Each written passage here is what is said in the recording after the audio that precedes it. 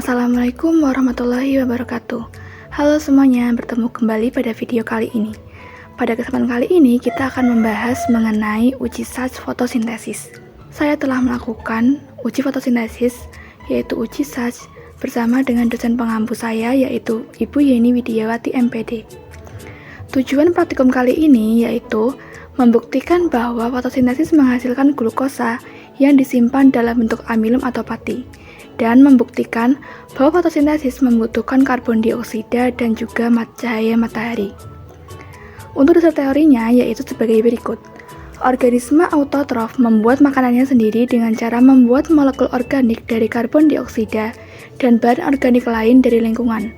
Tumbuhan merupakan produsen dan termasuk organisme autotrof. Tumbuhan memiliki kloroplas yang mampu menangkap energi cahaya dari matahari dan mengubahnya menjadi energi kimia. Tumbuhan termasuk organisme fotoautotrof yang menggunakan cahaya sebagai sumber energi. Tidak hanya tumbuhan teman-teman yang melakukan fotosintesis, tetapi juga ada beberapa alga, protista, dan beberapa bakteri prokariotik. Fotosintesis berasal dari kata foton yang artinya cahaya. Sintesis artinya penyusunan. Sehingga fotosintesis adalah peristiwa penyusunan zat organik yaitu gula dan dari zat organik yaitu air dan karbon dioksida dengan bantuan energi cahaya matahari.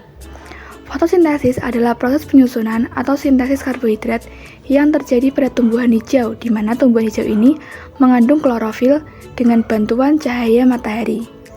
Berikut adalah serangkaian reaksi kimia kompleks dalam proses fotosintesis. Teman-teman bisa melihatnya pada reaksi berikut. Karbon dioksida bereaksi dengan air dengan bantuan cahaya matahari dan juga klorofil pada tumbuhan hijau akan menghasilkan glukosa dan juga oksigen. Karbon dioksida dan air sebagai substrat fotosintesis dapat berasal dari sisa oksidasi dalam jaringan fotosintetik. Selain itu, karbon dioksida dapat pula diambil dari atmosfer melalui proses difusi melalui stomata. Sedangkan air diambil dari lingkungan melalui proses absorpsi di akar atau bagian penyerapan lainnya, menurut Suyitno tahun 2003. Selama fotosintesis, tanaman menyerap karbon dioksida dan air dari udara dan tanah. Di dalam sel tanaman, air teroksidasi, artinya ia kehilangan elektron. Sementara karbon dioksida tereduksi, artinya ia memperoleh elektron. Ini mengubah air menjadi oksigen dan karbon dioksida menjadi glukosa. Karbon dioksida dan air digunakan oleh tumbuhan untuk membentuk senyawa kimia baru, yaitu glukosa dan oksigen. Tanaman kemudian melepaskan oksigen kembali ke udara dan menyimpan energi dalam molekul glukosa. Fotosintesis merupakan proses pemanfaatan energi matahari oleh tumbuhan hijau yang terjadi pada kloroplas. Nah, dalam fotosintesis terdapat dua tahap nih teman-teman, yaitu reaksi terang dan reaksi gelap atau disebut siklus Calvin. Reaksi terang terjadi pada grana atau granum, sedangkan reaksi Calvin atau reaksi gelap terjadi di dalam stroma. Dalam reaksi terang, terjadi konversi energi cahaya menjadi energi kimia dan menghasilkan oksigen. Cahaya merupakan faktor yang terpenting dalam proses fotosintesis, di mana cahaya sebagai sumber energi dalam proses fotosintesis yang dapat mempengaruhi produktivitas tanaman. Sedangkan dalam siklus Calvin, terjadi seri reaksi siklik yang membentuk gula dari bahan karbon dioksida dan energi atau ATP dan NADPH. Energi yang digunakan dalam siklus Calvin atau reaksi gelap diperoleh dari reaksi terang. Reaksi gelap tidak memerlukan sinar matahari, tetapi reaksi ini tidak terjadi tanpa reaksi terang awal. Dari semua radiasi matahari yang dipancarkan, hanya panjang gelombang tertentu saja yang dimanfaatkan tumbuhan untuk proses fotosintesis, yaitu panjang gelombang yang berada pada kisaran cahaya tampak, sekitar 380-700 nanometer. Cahaya tampak terbagi atas cahaya merah, hijau kuning, biru, dan violet.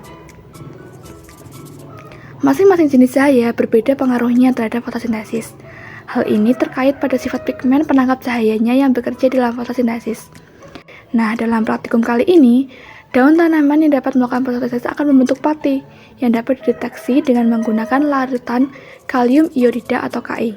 Jika daun tersebut dideteksi oleh larutan Ki, maka bagian daun yang mengandung pati akan berwarna biru gelap atau biru kehitaman. Lugol atau Ki3 atau kalium triiodida merupakan larutan yang mengandung kalium iodida dan yodium. Lugol dapat digunakan sebagai indikator untuk menguji pati atau amilum. Alat dan bahan yang diperlukan untuk praktikum uji zat fotosintesis ini antara lain yaitu tabung reaksi, kaki 3 dan kasa asbes, gelas beker, alkohol, lugol, pipet tetes, pembakar Bunsen, pisau, korek, dan juga sampel daun salam yang ditutup dan tidak ditutup. Di sini saya menggunakan daun salam. Untuk prosedur kerjanya yaitu sebagai berikut. Yang pertama, menyiapkan alat dan bahan untuk menutup daun meliputi aluminium foil, gunting, cutter, dan isolasi. Selanjutnya, menutup setengah bagian daun pada tumbuhan dengan menggunakan aluminium foil atau kertas atau tembus cahaya. Melakukan langkah ini pada pagi hari teman-teman dan membiarkannya selama minimal 2 hari. Nah, pada percobaan ini, saya menutup daun mulai dari Sabtu pagi sampai Selasa. Kemudian daun dipetik setengah bagiannya tertutup dengan aluminium foil. Nah, memetik daun ini pada sore hari ya teman-teman. Selanjutnya, setelah daun dipetik, kita menyiapkan alat dan bahan yang diperlukan untuk melakukan uji zat, seperti sudah disampaikan pada awal tadi. Selanjutnya, kita mendidihkan air dan memasukkan sampel daun, baik daun yang tidak ditutup maupun daun yang ditutup ke dalam 2 gelas beker yang berbeda. Kemudian dididihkan ke dalam air mendidih hingga layu. Setelah layu, daun diangkat, kita mengangkat daun dan memasukkan sampel daun ke dalam tabung reaksi masing-masing, baik daun yang ditutup maupun daun yang tidak ditutup. Kemudian mengisinya dengan alkohol hingga sampel daun tersebut tercelup oleh alkohol. Selanjutnya, memasukkan tabung reaksi yang berisi sampel daun dan juga alkohol tadi ke dalam air yang telah dididihkan. Kita tunggu selama beberapa menit. Kemudian setelah itu, kita angkat sampel daunnya, kita letakkan di kertas, kemudian meneteskan 10 tetes lugol ke atas sampel sedikit demi sedikit, sembari mengamati dan juga mencatat perubahan yang terjadi. Berikut adalah data hasil pengamatan dari uji zat fotosintesis ini. Untuk sampel bagian daun yang tidak ditutupi atau terkena cahaya, sebelum dipanaskan di dalam air, daun salam ini ada 4 sampel daun yang digunakan. Keempatnya menunjukkan warna hijau muda. Sesudah dipanaskan di dalam air, berubah menjadi kuning atau sudah tidak hijau lagi karena sudah pucat. Kemudian setelah itu kita celupkan ke dalam alkohol dan dididihkan ke air, warnanya menjadi kuning sedikit kecoklatan. Setelah diangkat, kemudian ditetesi lugol, warnanya menjadi kuning dengan sedikit bercak ungu atau biru kehitaman, yaitu tepatnya pada daun ke-1, ke-3, dan ke-4. Jadi teman-teman, daunnya ini warna kuning, kemudian bagian tengahnya atau sebagian kecil daunnya itu menunjukkan sedikit bercak ungu atau biru kehitaman.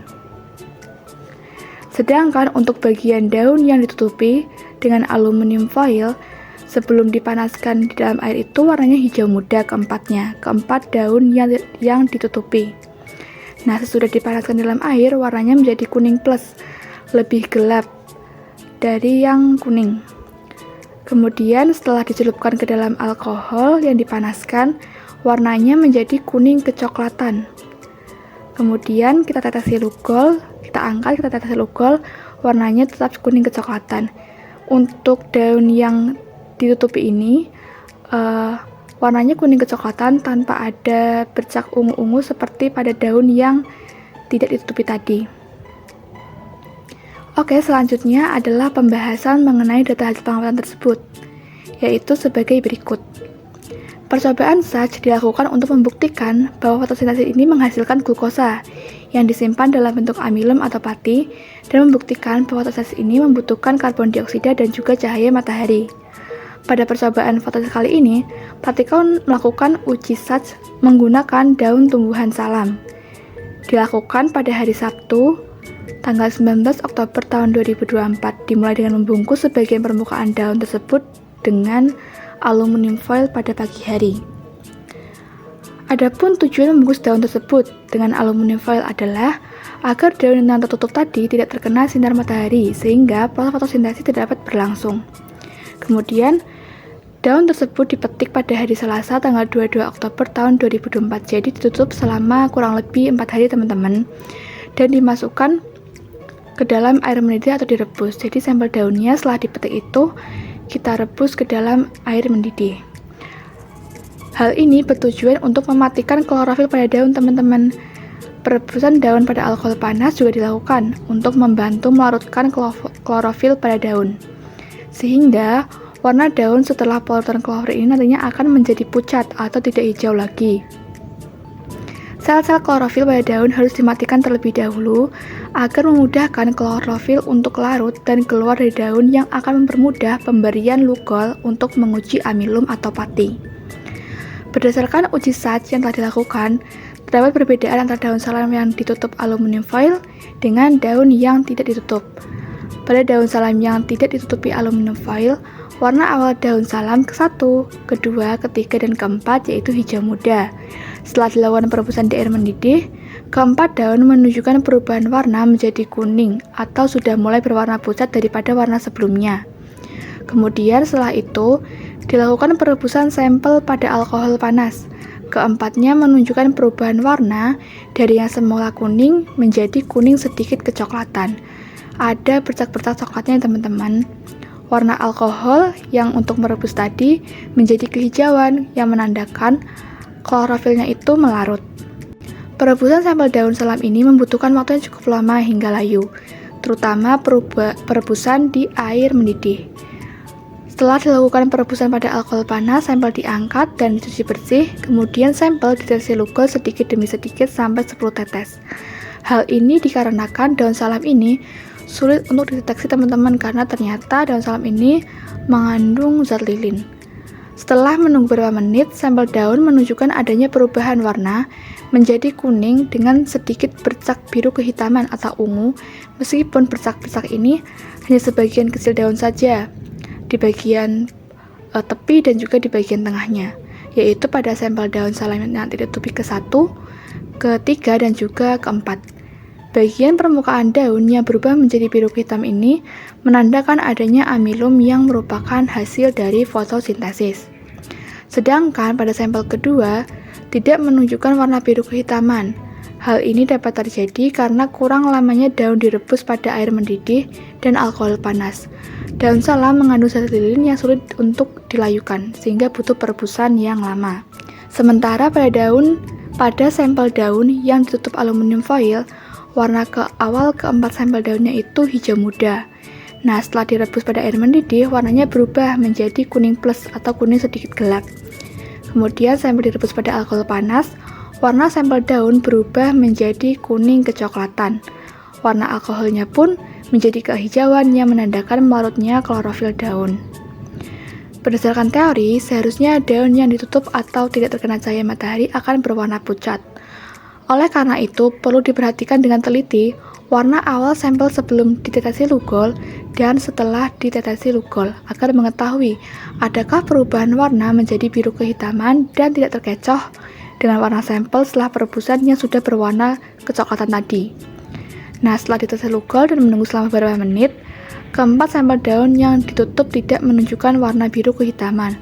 Warnanya itu seperti semula sebelum ditetesi lugol, yaitu kuning kecoklatan. Sudah ada coklat-coklatnya. Ini menandakan pada bagian tersebut tidak terdapat amilum karena tidak berlangsung fotosintesis akibat daun ditutup. Maka dapat disimpulkan bahwa fotosintesis memerlukan cahaya dan fotosintesis menghasilkan glukosa yang disimpan dalam bentuk amilum atau pati. Buktinya, bagian daun yang tidak terkena cahaya tidak menunjukkan warna biru kehitaman setelah ditetesi lugol, sehingga tidak mengandung amilum. Adapun kekurangan pada percobaan uji Sachs ini yaitu kesalahan praktikan dalam memilih sampel daun, yaitu daun salam, karena ternyata permukaan daun salam ini mengandung zat lilin sehingga kesulitan dalam mematikan klorofil dan melarutkannya. Selain itu, membutuhkan pemanasan yang cukup lama.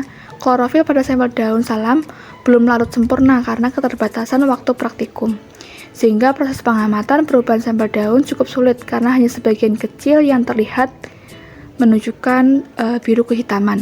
Berdasarkan pembahasan dan juga percobaan yang telah dilakukan, dapat disimpulkan bahwa Fotosintesis adalah proses penyusunan sintesis karbohidrat yang terjadi pada tumbuhan hijau yang mengandung klorofil dengan bantuan cahaya matahari. Fotosintesis terdapat dua tahap, yaitu reaksi terang dan reaksi gelap. Reaksi terang membutuhkan cahaya matahari dan reaksi gelap tidak membutuhkan cahaya. Reaksi terang berlangsung pada grana atau membran tilakoid, sedangkan reaksi gelap berlangsung pada stroma. Hasil dari reaksi terang ATP, oksigen, dan NADPH, dan reaksi gelap ini menghasilkan glukosa. Sampel daun yang tidak ditutup menunjukkan warna biru kehitaman. Setelah dideteksi Lugol, meskipun hanya sebagian kecil saja permukaan daun. Hal ini menunjukkan bahwa daun yang tidak ditutup dapat melangsungkan fotosintesis yang menghasilkan glukosa berupa amilum atau pati. Fotosintesis dapat berlangsung karena adanya cahaya matahari. Nah, sampel daun yang ditutup tidak menunjukkan warna biru kehitaman. Warna setelah dideteksi Lugol tidak jauh berbeda dengan sebelum dideteksi Lugol, yaitu sudah kecoklatan. Hal ini menunjukkan bahwa sampel daun yang ditutup tidak dapat melangsungkan fotosintesis dan tidak menghasilkan glukosa karena tidak terkena cahaya matahari. Fotosintesis berarti menghasilkan glukosa yang disimpan dalam bentuk amilum atau pati, dan fotosintesis membutuhkan karbon dioksida dan juga cahaya matahari. Jadi begitu teman-teman kesimpulan dari uji sat fotosintesis pada kali ini.